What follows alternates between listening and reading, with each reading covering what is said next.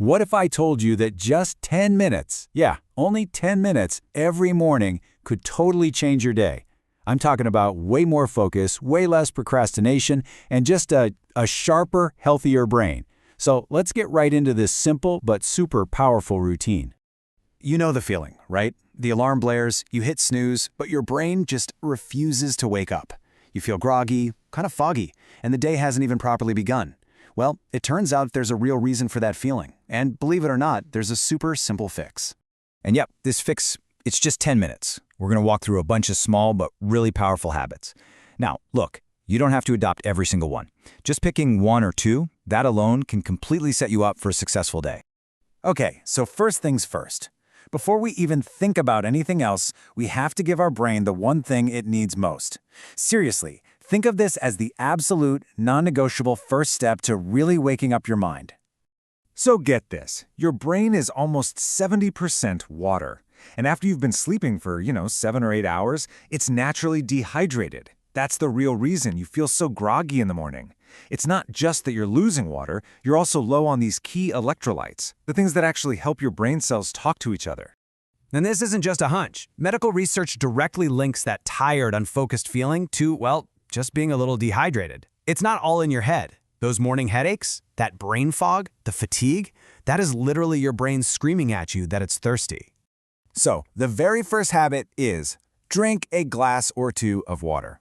That's it. It immediately gets to work rehydrating your brain cells. It helps flush out toxins, and it even kickstarts your metabolism. And hey, for an extra boost, you can add just a tiny pinch of sea salt. That'll help get those electrolytes back. So simple, but wow, is it effective? All right, so once your brain has had its morning drink, the next step is all about getting your mind in the right place. We're going to build a positive psychological foundation for the rest of the day. You've probably heard this famous quote from Admiral William H. McRaven. But here's the thing. It's not really about having a tidy room. It's all about psychology.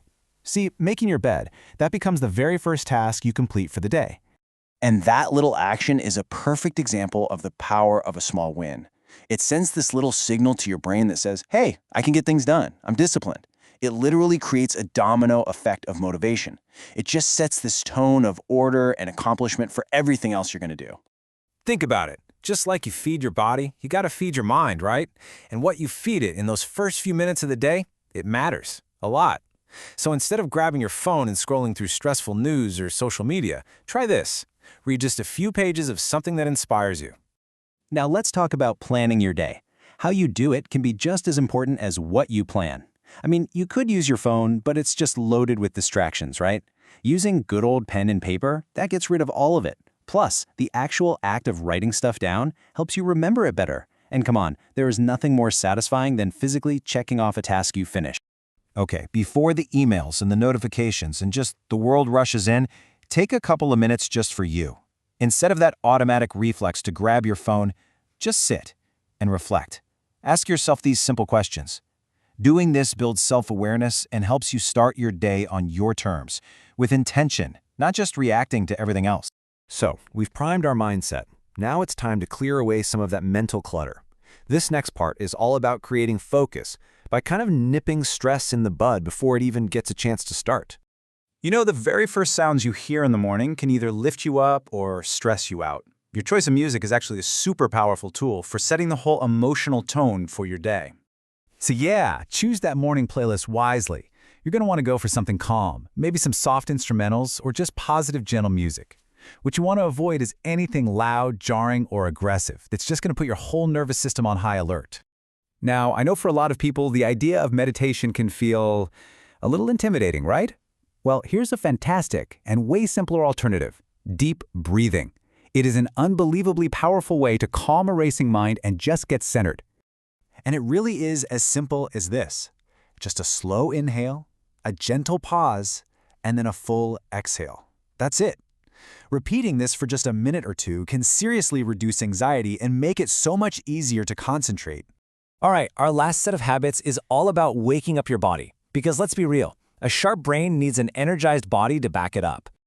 Think about it. After a whole night of just lying there, your body is stiff. A simple 10-minute stretch is all it takes to get your blood flowing, which means more oxygen is getting to your brain.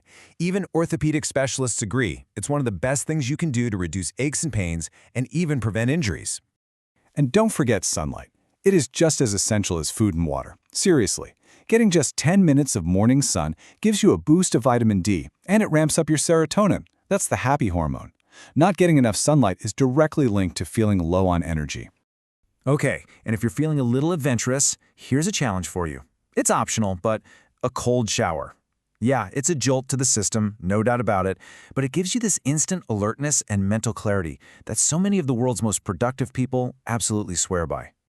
Woo! Okay, we have covered a lot, but I really want to bring this all together with one simple, actionable message.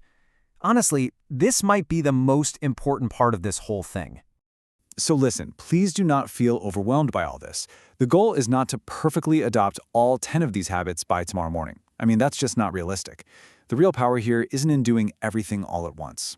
The crucial point is to just start with one. Seriously, pick just one habit that actually sounds good to you. Maybe it's drinking that glass of water, maybe it's making your bed, or just stretching for a few minutes. Being consistent with one small change is what creates that massive impact over time. So I'm going to leave you with this one question to think about. What is the one small promise you can make to yourself for tomorrow morning? Just one. Because that single choice, that could be the start of a much sharper, more focused you.